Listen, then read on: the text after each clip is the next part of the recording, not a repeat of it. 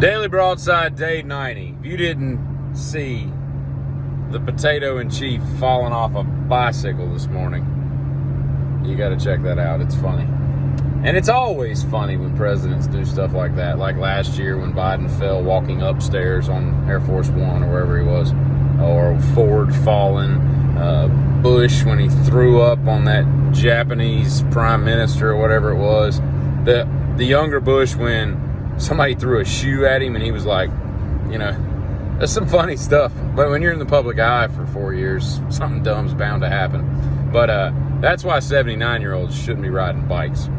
I am not a fan of hikers going lost and us calling in reinforcements from every corner of the globe and spending hundreds of thousands of dollars looking for them. If you don't tell people where you're going, when you'll be back, where you're hiking to and from, and take some supplies just in case you do get stuck somewhere, then you're a bad hiker, all right?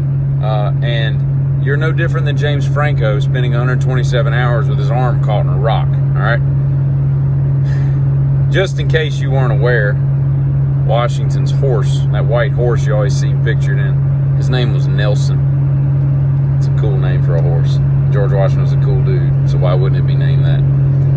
I find it weird that the Game of Thrones, everybody, you know, we're not supposed to know where that land is, that kingdom and all that. It's just some vague place, and yet everybody has a British accent. But if you consider the fact that if they'd have shot Game of Thrones and everybody to talk like they were from like Boston or, you know, Philly or Minnesota or somewhere, it wouldn't have had quite the appeal. It's amazing what the English accent can do, the British accent can do for something like that that's supposed to be that way.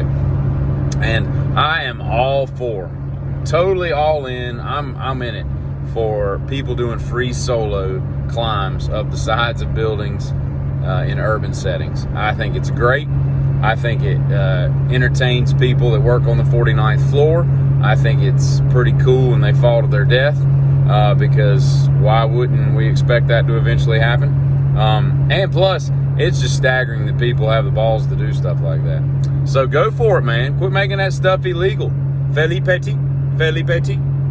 You know who I'm talking about. Feli Petit, the greatest climber ever.